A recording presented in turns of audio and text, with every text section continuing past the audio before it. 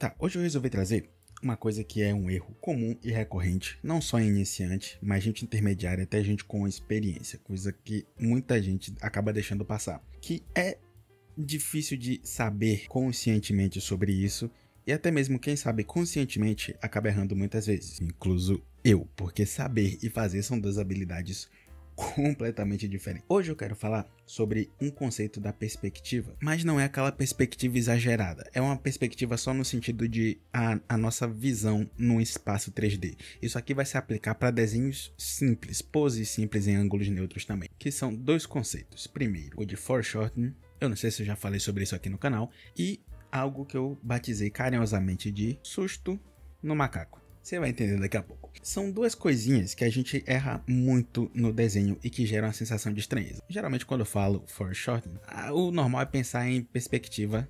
O normal é pensar em perspectiva assim, exageradona, que tem uma grande diferença de tamanho nas coisas. Mas isso aqui vai ser em um nível mais simples. Primeiro vamos entender o que é foreshortening. Foreshortening é o encurtamento de um objeto que está virando na sua direção. Então se eu tenho aqui um cilindro virado para mim, eu só vejo a frente dele. Se eu tenho um cilindro de lado para mim, eu só vejo o lado dele. Mas existem outros ângulos que a gente vai estar enxergando esse cilindro. Quanto mais esse cilindro virar na minha direção, mais curto ele vai parecendo, até o momento em que essa lateral do cilindro desaparece na minha visão. Isso aqui é o foreshortening. Foreshortening é considerar o ângulo do objeto que você está enxergando e a partir desse ângulo definir o quão longo ele se parece. E aqui nesse desenho tem isso como exemplo. Dá para ver que essa perna aqui, por exemplo, ela é mais curta do que ela seria naturalmente. Aqui ela está mais ou menos, ela tem isso aqui de tamanho, ela está mais ou menos assim, de volume, de espaço que ela ocupa verticalmente. Naturalmente, um ângulo natural, ela teria algo mais ou menos assim. Ela seria mais longa. E por que isso acontece? Porque o ângulo que ela está apontando aqui, ó, destacar com vermelho que fica melhor. O ângulo que ela está apontando aqui é um ângulo que sofre o encurtamento. Tá vendo? Basicamente, para você sempre saber o quanto de encurtamento você vai adicionar, você presta atenção na parte que está apontada para a tela. E isso aqui é mais legal de explicar em um cubo. Quanto mais a gente vê de um lado, menos a gente vê do outro. Então, se eu aumentar esse lado aqui, em questão de comprimento, quão longo ele é, necessariamente eu tenho que diminuir do outro lado. É assim que a gente expressa o foreshortening. E é isso que está acontecendo aqui, basicamente. Quanto mais esse lado aqui vai aparecendo na minha visão, menos esse lado aqui aparece na minha visão. Entendemos o que é foreshortening? Beleza. Vamos pro susto no macaco, que é o grande erro que a gente acaba cometendo desenhando. Nossa mente, ela tem um lado mais racional e um lado mais primitivo.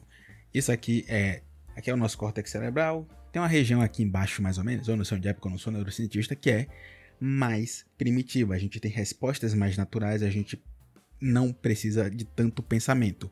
O motivo da existência dessa parte primitiva é justamente uma simplicidade, uma facilitação da nossa sobrevivência. A gente tem respostas mais rápidas, a gente percebe as coisas sem precisar de muito tempo e a gente tem uma chance mais alta de reagir. A parte racional, ela é responsável por formular coisas, adquirir aprendizado, comunicar, planejar, pensar no futuro. E isso aqui é extremamente importante no desenho, porque quando estamos desenhando poses, personagens, uma coisa que acontece às vezes é a gente notar uma estranheza no desenho e não saber explicar por que aquela coisa está estranha. Vamos supor que a gente tem uma pose aqui em perspectiva mais exagerada. Aqui a gente tem um rostinho, aqui a gente tem um torcinho e aí a gente tem uma mão muito perto da câmera.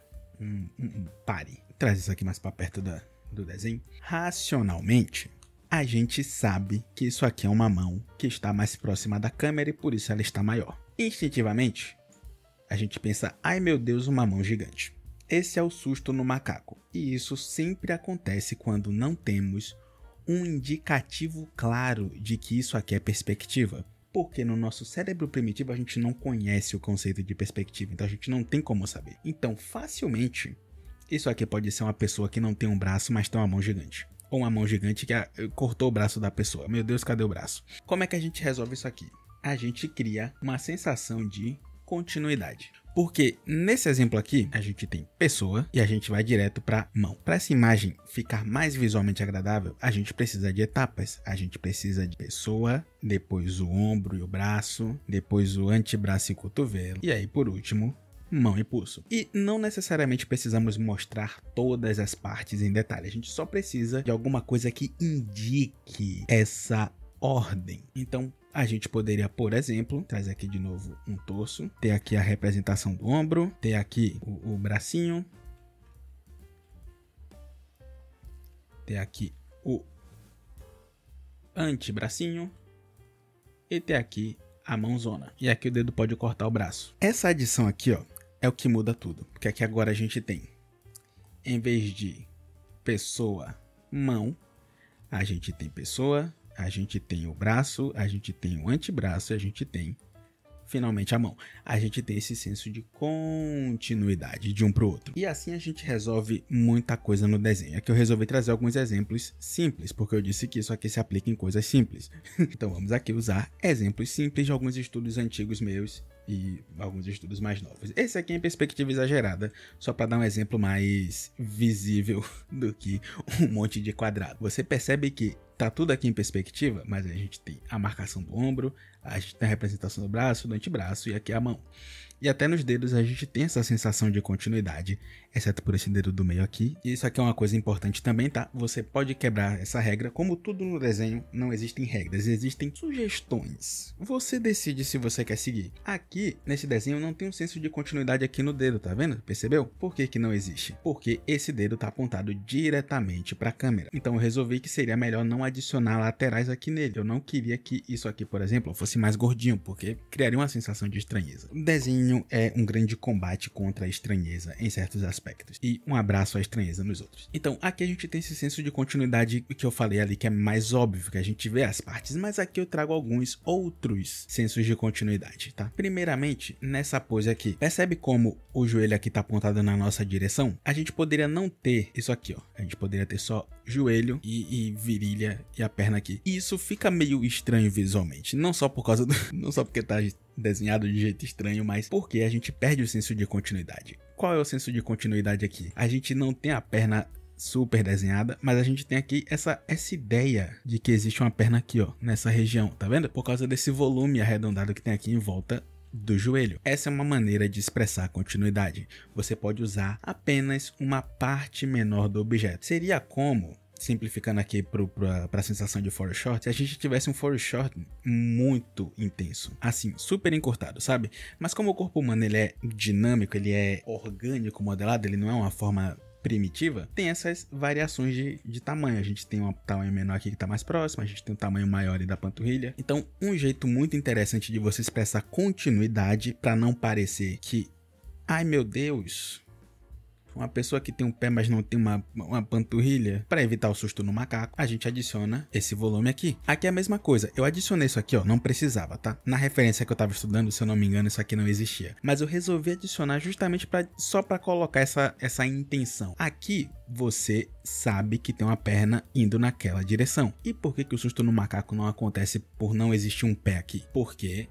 a gente tem essa indicação de direção que tá indo pra lá, então assumimos que o pé vai estar perdido por aqui por dentro. Nesse desenho aqui é a mesma coisa. Esse volume todo aqui, ó, ele é nada mais nada menos do que uma indicação de continuidade. É um aviso, ó macaquinho, a perna tá aqui atrás, tá? Não precisa se assustar. Então quando você estiver desenhando, pensa sempre nisso. Pense em qual ângulo que o objeto está apontando. E se ele estiver apontando na direção da câmera, ele vai ser encurtado, tá?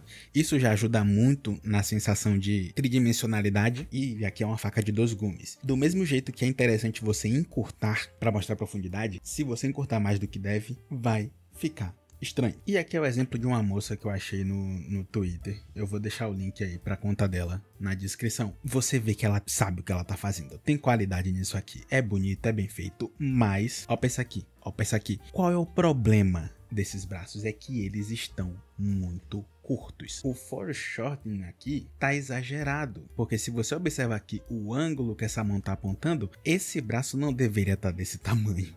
Para ele estar desse tamanho, o ângulo deveria ser algo assim, ó. E um disclaimerzinho aqui. É muito fácil julgar o trabalho dos outros, tá? É muito fácil eu olhar isso aqui agora e pensar, nossa, olha como tá errado. Mas quando eu tô desenhando, eu vou cometer esse erro aqui algumas vezes antes de perceber que tá errado. Então eu não tô atacando essa moça, longe de mim. Isso é algo que eu vou errar também. Você vai me ver desenhando em algum momento fazendo besteira assim. E você vai perceber que eu tô errando, mas eu não vou perceber enquanto eu tô desenhando e explicando. Enfim, tá vendo que ficou uma sensação de estranheza aqui, que seria resolvida simplesmente se o braço fosse um pouquinho mais longo? Então essas são as duas soluções para a estranheza na pose em relação à perspectiva. Corrija seu foreshortening, acerte o quanto aquele objeto vai encurtar, baseado no quanto ele está apontando para a câmera, e não assuste o macaco. Indique que existe continuidade de um membro para o outro. Não dê um pulo. Não vá do torso direto para a mão. Mostre que existe algum caminho, nem que seja só um volumezinho assim, ó, em volta da mão. Finge que isso aqui é uma mão bem blocada, tá? Que eu tô com preguiça. Só esse voluminho aqui, ó. Aqui você já pode adicionar o ombro, trapézio, cabeça. Tá vendo? Só esse volume já ajuda. Não precisa ser nada super detalhado. E uma outra diquinha. Algo que eu percebi recentemente, eu ainda tenho que testar isso pra falar com mais profundidade, mas que eu achei interessante é, quando você estiver blocando uma pose, não bloque os cilindros assim, bloque com elipses. Nossa, por que elipses? Porque o nosso corpo é elíptico em geral. Você pode notar que o braço, ele tem uma angulação. O braço vai estar numa direção e o antebraço vai estar em uma outra direção assim, ó. Essa é a estrutura do nosso corpo, ela não é reta. Então quando você estiver blocando, bloque essas elipses, porque quando você desenha em perspectiva, você pode fazer o braço apontando em uma direção e aí o antebraço você pode blocar essa elipse numa direção diferente. Isso vai te ajudar na hora de blocar seu desenho. Mas eu ainda vou trabalhar isso aqui melhor, eu vou estudar um pouquinho melhor para conseguir explicar e ver se realmente faz sentido, né? Porque antes de ensinar aqui eu tenho que testar se faz sentido. Mas foi só uma ideia que eu tive e eu resolvi trazer aqui junto. É isso aí, família. Evitem assustar o macaco.